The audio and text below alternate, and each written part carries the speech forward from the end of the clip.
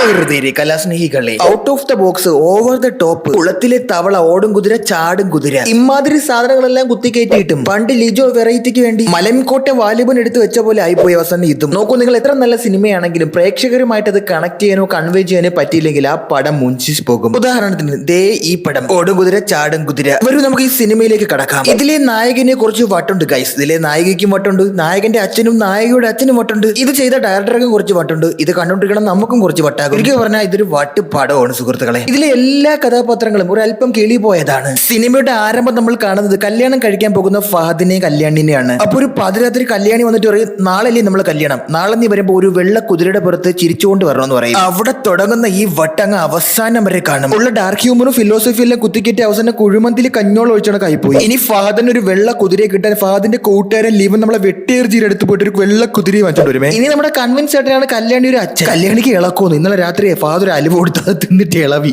ഇത് ഫാദിന്റെ ബ്രദർ. പുള്ളിയുടെ ഒരു കിളി എവിടെയൊക്കെ പറന്നു പോയതാണ്.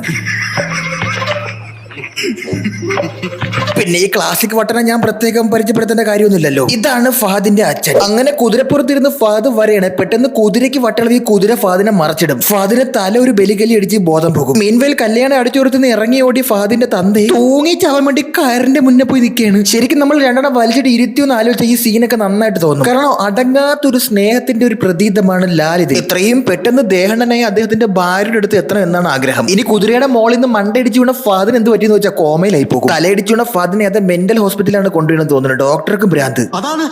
ഈ കോമയിലായ ഫഹദ് ഒരു സ്വപ്നം കാണുമേ. ഇതിനൊക്കെ എന്തോ കാര്യമായ വലിയ അർത്ഥമുണ്ട്. പക്ഷെ സിനിമ കണ്ടപ്പോ എനിക്കൊന്നും മനസ്സിലായില്ല. ഇനി ഈ പടത്തിൽ സാഫ് ബോയ് ഉണ്ട്. സാഫ് ബോയ് എന്താണെന്ന് വെച്ചാൽ സാഫ് ബോയ് ഉണ്ട് ഈ പടത്തിൽ, അത്രേ ഉള്ളൂ. ഫഹദ് ഒരു ഫർണിച്ചറിന്റെ സെയിൽസ്മാൻ ആണ് ഈ സിനിമയിൽ. Low level assistant. അവിടെ വെച്ചാണ് ഫഹദ് കല്യാണിയെ കാണുന്നത്. കല്യാണി നമ്മുടെ സാഫ് ബോയുടെ കാമുകയാണ്. ആ വീട്ടിലൊരു ഫർണിച്ചർ ഡെലിവറി ചെയ്യാൻ വന്നതാണ് നമ്മുടെ ഫഹദ്. അവിടെ അപ്പൊ നമ്മുടെ സാഫ് ബോയുടെ തന്ത വന്നിട്ട് ടേബിളിന്റെ മോളിൽ കയറി അങ്ങ് മുട്ടൂത്തി വെക്കും. എന്തിനാണെന്ന് വെച്ച് കഴിഞ്ഞാൽ പുള്ളിക്കും ഇത്തിരി വട്ടമുണ്ട്, അത് തന്നെ. എന്നിട്ട് പറയും സാഫ് ബോയുടെ കല്യാണം ഉറപ്പിച്ച് അവന്റെ ചൈൽഡ്ഹുഡ് ഫ്രണ്ട് പറ്റിയാണെന്ന് പറയും. അതായത് കല്യാണിനെ അവൻ നൈസായിട്ട് അങ്ങ് തേച്ച്. അപ്പൊ ഇത്തിരി മോട്ടിവേഷൻ കൊടുക്കാന്ന് പറഞ്ഞിട്ട് ഫഹദ് കുറച്ച് മോട്ടിവേഷൻ കൊടുക്കുമേ. സ്ട്രെസ്, ഡിപ്രഷൻ ഇവയെല്ലാം ഒറ്റ സിറ്റിംഗിൽ മാറ്റുന്ന ടൈവനീസ് റിക്ലൈനിങ് സോഫ ഞങ്ങളുടെ ഷോറൂമിലും വെബ്സൈറ്റിലും അവൈലബിൾ ആണ്. ഈ മോട്ടിവേഷൻ കേട്ട കല്യാണി നേരെ അവന്റെ അടുത്ത് ഒരു ചുറ്റിക കരുവെന്ന് വെക്കും. ചുറ്റിക എന്തിനാണെന്ന് വെച്ചാൽ ചുറ്റിക എടുത്തിട്ട് പോയിട്ട് അവള് നേരെ പോയി സാഫ് ബോയുടെ കാറിന്റെ കണ്ണടി അടിച്ച് പൊട്ടിക്കും. ഇന്റർവെൽ ബാബു ആണ് ഇവരുടെ കമ്പനിയുടെ മുതലാളി. അത് അയാളുടെ കമ്പനിയിലെ സ്റ്റാഫാണ് ചെയ്തെന്ന് പറഞ്ഞ് ഇങ്ങനെ വിളിച്ച് കംപ്ലൈന്റ് പറയും. അത് എങ്ങനെയെങ്കിലും സോൾവ് ആക്കിയിട്ട് വരാൻ വേണ്ടി പറയും. അങ്ങനെ ഫാദറും ടീമും വന്ന് സാഫ് ബോയെ വീണ്ടും കാണും. എന്നിട്ട് കല്യാണിനെ വിളിച്ചു വരുത്തും. കല്യാണി ഒരു മിനി കൂപ്പറിലൊക്കെ വരും. വന്നിട്ട് സാഫ് ബോയുടെ കാരണം നോക്കി ഒരെണ്ണം പൊട്ടിക്കും.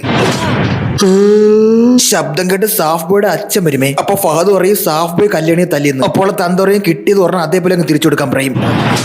എന്നിട്ട് കല്യാണി ഫഹദിനെ മാറ്റി വിളിച്ച് നിർത്തിട്ട് അവനും ഇട്ടൊരെണ്ണം പൊട്ടിക്കും. അത് എന്തിനാണെന്ന് വെച്ച് കഴിഞ്ഞാൽ എനിക്ക് അറിഞ്ഞൂടാ. ഫഹദ് അന്നേ ദിവസം രാത്രി ഈ വട്ടം തന്തയുടെ അടുത്ത് കാര്യങ്ങളൊക്കെ പറയും. അപ്പൊ അങ്ങേര് പറയും, അവളുടെ മൃദുലമായ കരങ്ങൾ നിന്റെ കവിളിൽ സ്പർശിച്ചപ്പോ സത്യത്തിൽ നിനക്ക് വേദനിച്ചു.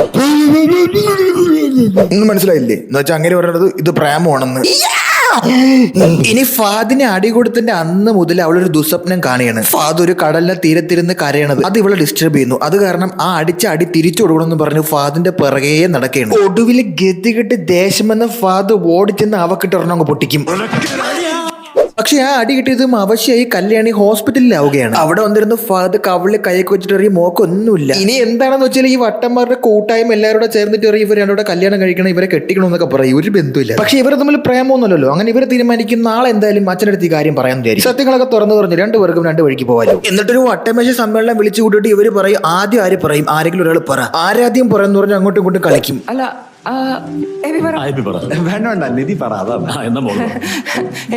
ഓ ആരെങ്കിലും ഒന്ന് പറ, ഇല്ലെങ്കിൽ ഞാൻ നിങ്ങളെ തന്തയ്ക്ക് പറയും. ശരിക്കും പറഞ്ഞ ഗൈസ് ഈ സിനിമയിൽ ഒരുപാട് വെറുപ്പിക്കുന്ന അൺസൈക്കബിൾ സീൻസ് ഉണ്ട്. അൽത്താഫ് ബ്രോ ശരിക്കും നിങ്ങൾ എന്താണ് ഉദ്ദേശിച്ചതെന്നൊന്ന് ഒരു പത്രക്കുറിപ്പായിട്ടെങ്കിലും ഇറക്കാമോ? പിന്നെന്താണ് അവര് കല്യാണം കഴിക്കാൻ അങ്ങ് തീരുമാനിക്കും. അങ്ങനെ ആ കല്യാണത്തിന് റെഡിയായി വരുമ്പോഴാണ് ഫഹദ് കുതിരയുടെ മോളിൽ നിന്ന് വീണ് കോമയിലാകണ. ഏകദേശം ഒരു വർഷമായിട്ട് ഇതേ കിടപ്പാണ് ഫഹദ്. അപ്പൊ കല്യാണി പറയും ഇനിയിപ്പോ എനിക്ക് വയ്യ, ഞാൻ മോതിരൊക്കെ ഊരി വെച്ച് എന്റെ പാട്ടിന് പോണെന്ന് പറഞ്ഞ് കല്യാണി ഇതിൽ നിന്ന് പിന്നോട്ടാകും. എന്തായാലും മോതിരൊക്കെ ഊരി വെച്ച് കാരണം ഇന്റേണൽ കമ്പഷൻ ഉണ്ടായി. ഫഹദ് അവിടെ നിന്ന് എണീക്കും. ഫഹദ് കോമയിൽ എണീറ്റ് ഇവരെ കല്യാണി അറിയിക്കാനായിട്ട് ദുഷ്യന്തൻ കോമളയ്ക്ക് കൊടുത്ത മോതിരം പോലെ ഫഹദ് തന്റെ കേൾക്കണ മോതിരം ഉരുട്ട് കൂട്ടുകാരൻ്റെയും അവന്റെ ചേട്ടൻ്റെയും കൊടുത്തു വിടും. പക്ഷെ എങ്കിൽ ഫഹദിന്റെ ചേട്ടൻ ആ പൊട്ടനെ അതെടുത്ത് മറിക്കും, എടുത്ത് പണയം വെക്കുമെന്ന്. എന്നിട്ട് അവളുടെ അടുത്ത് പറയില്ല. ഫഹദ് പാവം അവളത് കറങ്ങുന്ന വെച്ച് ഇങ്ങനെ കാത്തിരിക്കും. അത് മാത്രമല്ല അവൾക്ക് വേറൊരു കല്യാണം ഉറപ്പിച്ചു. കല്യാണ ചെറുക്കന്റെ പേര് കുൽഫിന്ദർ സിംഗ് എന്നും പറയും.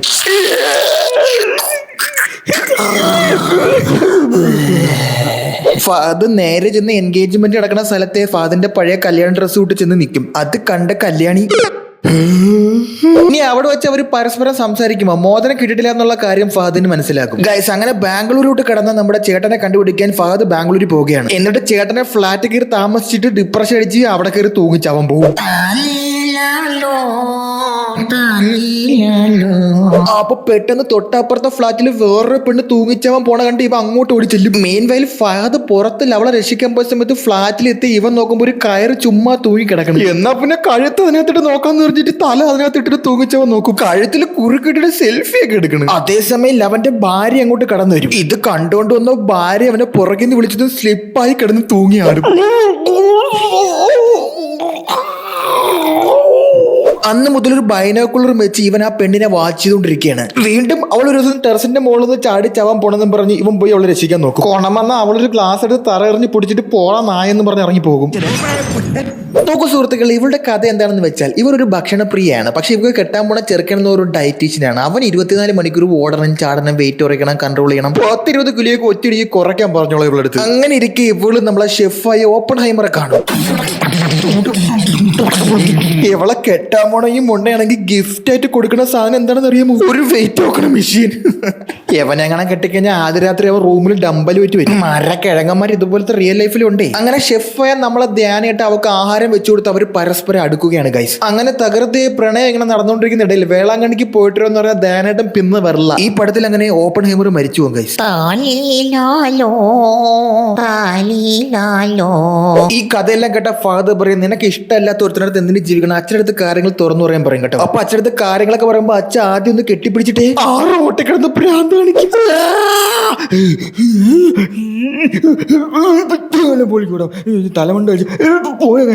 മീൻവയിൽ നമ്മുടെ അവളെ കെട്ടാൻ പോണവനില്ലേ അവനെ ഒരുത്തനെ അപായപ്പെടുത്തുകയാണ്. അവന്റെ രേഖാചിത്രം വരയ്ക്കാനായിട്ട് നമ്മുടെ അൽത്താഫും വരുന്നുണ്ട് കേട്ടോ. ഈ സിനിമയുടെ ഡയറക്ടർ കം കഥകൃതാകൃത്ത് ആൽസോ എ വട്ടൻ. സംഭവം ആരാണെന്ന് അറിയുമ്പോൾ ഷെർലക് ഹോംസിനെ പോലെ വന്നത്. ഈ കഥകളെല്ലാം നമ്മുടെ ഫാദർ അവന്റെ തന്തരടുത്ത് പറയുന്നുണ്ടായിരുന്നല്ലോ. അങ്ങേരാണ് വന്ന് ഇവനിക്ക് പണി കൊടുക്കുന്നത്. നേരെ ഒന്ന് പറയും, നീ കെട്ടാൻ പോണ പെണ്ണിന് കുതിരയുടെ പുറത്തിരുന്ന് വരണമെന്നാണ് ആഗ്രഹം. ഒന്ന് കല്യാണം ചെറുക്കൻ മറ്റേ കുതിരയെ സജസ്റ്റ് ചെയ്ത് കൊടുക്കും. ആ കുതിര ഇവനെടുത്ത് മറച്ചിട്ടാണ് അവൻ ഇങ്ങനെ ആവുന്നത്. ഇതാണ് സംഭവം. ഒടുവിൽ ഫാദിന്റെ അച്ഛനാണ് ഇത് ചെയ്യുന്ന പറയുമ്പോൾ ഇവർ തമ്മിൽ പരസ്പരം കണ്ടുമുട്ടും കേട്ടോ. ഈ സമയത്ത് ഫാദിന്റെ അച്ഛനായ ലാൽ ചെയ്യുന്ന ഒരു പ്രകടനം, അദ്ദേഹത്തിന്റെ ബാക്ക് സ്റ്റോറി പറയുന്നതൊക്കെ വളരെ നന്നായിരുന്നു. നോക്കൂ, ഈ സിനിമ 2-3 സീരിയസ് വിഷയങ്ങളാണ് കൈകാര്യം ചെയ്യുന്നത്. Depression, suicide tendency, anxiety, mental state, mental health, ഇങ്ങനത്തെ സീരിയസ് വിഷയങ്ങളൊക്കെ കൈകാര്യം ചെയ്യുന്ന ഒരു സിനിമയാണ്. പക്ഷെ ഇത് എക്സിക്യൂട്ട് ചെയ്ത് വന്നപ്പോൾ പ്രേക്ഷകരിലോട്ട് കണക്ട് ആയില്ല എന്ന് മാത്രമല്ല ഒടുക്കത്തെ ബോറും ഓവർ ആക്ടിങ്ങും ആയി. ഇതിൽ ഏറ്റവും മോശം പ്രകടനങ്ങളിൽ ഒന്നായിട്ട് എനിക്ക് തോന്നിയത് ഫഹദിന്റെയാണ്. ഫഹദ് എന്ത് തൊലിപ്പാണ് കാണിച്ചു വെച്ചതിനകത്ത്. ഫഹദ് ദിലീപിന് പഠിക്കുകയാണ്. ഡയലോഗ് പോലും വേറെ ആരാണ് ഡബ് ചെയ്തെന്നാണ് എനിക്ക് തോന്നിയത്. ഇതിലെല്ലാ കഥാപാത്രങ്ങളും അല്പം കിളി പറഞ്ഞവരല്ലേ. അപ്പം അൽത്താഹു പറഞ്ഞാണ് ഒരു 5ന്റെ കട്ടയിലിട്ട് പിടിക്കാൻ. ഫഹദ് ഒരു 50ന്റെ കട്ടയിലിട്ട് അങ്ങ് പിടിച്ച്. എന്താണ് ഫഹദേട്ടൻ കയ്യെത്തും ദൂരത്തിലോട്ട് തിരിച്ചുള്ള പ്ലാനാണ്. ഫഹദിന്റെ കരിയറിലെ ഏറ്റവും മോശം പ്രകടനങ്ങളിൽ ഒന്നായി മാറാൻ സാധ്യതയുണ്ട് ഇത്. ഇനി നമ്മുടെ കല്യാണത്തെ കുറിച്ച് ചർച്ച ചെയ്യുന്നത് നടന്ന വിഷയങ്ങളൊക്കെ ഒന്ന് ഡിസ്കസ് ചെയ്യാനും പറ്റി. നമ്മുടെ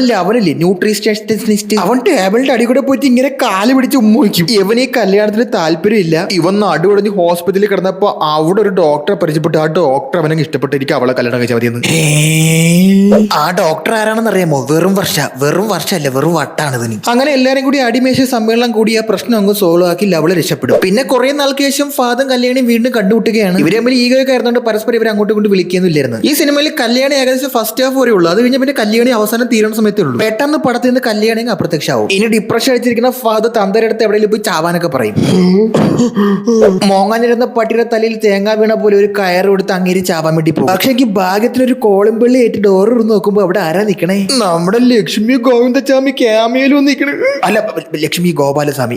അപ്പൊ ലാല് തൂങ്ങിച്ചാവാൻ വേണ്ടി വെച്ചിരുന്ന കയറെടുത്ത് കാറ് കെട്ടി വലിച്ച് കാറ് വർഷാപ്പിൽ കൊണ്ടുകൊടുത്ത് അവര് തമ്മിൽ സെറ്റായി കല്യാണം കഴിക്കും. പിന്നെ ഇതിലൊരു ഇളം വട്ടനായിട്ട് നമ്മുടെ നോബി ഉണ്ടെന്ന് പറഞ്ഞാൽ നോബി ഉണ്ട്, അത്രേ ഉള്ളൂ. ഓൾറൈറ്റ് കേസ്, ഞാനിത് വലിച്ചിടുന്നില്ല. സത്യം പറഞ്ഞാൽ എനിക്ക് ഈ പടം ഇത് റോസ്റ്റ് ആയിട്ട് കൂട്ടണം. ഞാൻ ഈ പടം റോസ്റ്റ് ചെയ്തിട്ടേ ഇല്ല. റോസ്റ്റിന്റേതായ ഒരു ചേരുവകളും ഞാൻ ഇതിൽ ചേർത്തിട്ടില്ല. ആക്ച്വലി ഈ പടം കണ്ടപ്പോൾ എനിക്ക് കൺഫ്യൂസ്ഡ് ആയിരുന്നു. നോക്കൂ, ഭയങ്കര വെറുപ്പീരും ഭയങ്കര ബോറുമായിട്ടുള്ള ഒരു സിനിമ ആയിരുന്നെങ്കിലും ഇതിനകത്ത് എന്തൊക്കെയോ ഒളിഞ്ഞിരിക്കുന്ന പോലെ എനിക്ക് തോന്നി. ഇതിലെ കുതിര ആക്ച്വലി നമ്മുടെ മനസ്സാണ്. ഫഹദിന്റെ കഥാപാത്രം പല സ്റ്റേജിലൂടെ കടന്നു പോകുന്ന ഡിപ്രഷൻ, ആങ്സൈറ്റി ഒക്കെ കാണിക്കുന്ന ഒരു പ്രത്യേകതരം അഭിനയമാണ്. ഇതിലെ കഥാപാത്രങ്ങൾക്കെല്ലാം അവരുടേതായ ഒരു യുണീക്നെസ്സും ഉണ്ട്. പക്ഷേ ഈ പടം എക്സിക്യൂട്ട് ചെയ്ത് വന്നപ്പോൾ നമ്മൾ പ്രേക്ഷകരെ വല്ലാത്ത രീതിയിൽ അങ്ങ് ബോറടിപ്പിച്ചു. ആക്ച്വലി ഇതിലെ അഭിനയം പോലും ഭയങ്കര വെറുപ്പീരായിട്ടാണ് തോന്നിയത്. ഫഹദ് ഇത്രയും മോശമായി അഭിനയിക്കുമെന്നത് ഞാൻ കയ്യെത്തും ദൂരത്താണ് കണ്ടത്. ഡബിങ് പോലും, സംസാരത്തിലെ ശൈലി പോലും, ആ ടോണിൽ പോലും ഒരു വ്യത്യാസമുണ്ട്. ഭയങ്കര ആർട്ടിഫിഷ്യാലിറ്റി ക്വാളിറ്റി ആയിരുന്നു. ചില സമയങ്ങളിൽ നാടകത്തിലെ ഡയലോഗ് പറയുന്ന പോലെ എനിക്ക് തോന്നി. ഗൈസ്, പിന്നെ ഈ കാണുന്നതാണ് ആ കണ്ട സ്വപ്നം. ഇതാണ് റിയാലിറ്റിയിലോട്ട് എത്തുന്നു. ഇവിടെ വെച്ച് അത് വീണ്ടും നമ്മുടെ കല്യാണിയെ കണ്ടെത്തുന്നു. അവർ തമ്മിൽ വീണ്ടും ഒന്നിക്കുന്നു. ഇതാണ് കോൺസെപ്റ്റ്. ഇത് അവന്റെ സ്വപ്നത്തിൽ കണ്ടത് റിയാലിറ്റിയിലോട്ട് എത്തിയതാണോ, ഇനി വീണ്ടും സ്വപ്നത്തിലാണോ, ഇനി വീണ്ടും കോമയ്ക്കകത്ത് തന്നെ കിടക്കുകയാണോ, ഇതൊന്നും എണീച്ചില്ല, ഇതെല്ലാം അവന്റെ സ്വപ്നമാണോ, ഒന്നും മനസ്സിലാവില്ല അവസാനം കാണുമ്പോൾ. മാംഗോ ജ്യൂസിനും മഞ്ഞ, കല്യാണി ഇട്ടിരുന്ന ഡ്രസ്സിനും മഞ്ഞ. അപ്പൊ ഇവന്റെ ആ മധുരമുള്ള സ്വപ്നം കല്യാണിയായിരുന്നു. നിരന്തരം അവൻ ആ കുടിച്ചുകൊണ്ടിരുന്ന ജ്യൂസ് കല്യാണിയായിരുന്നു. എന്താണ് കവി ഉദ്ദേശിച്ചത്? അൽത്താഫ് ബ്രോ,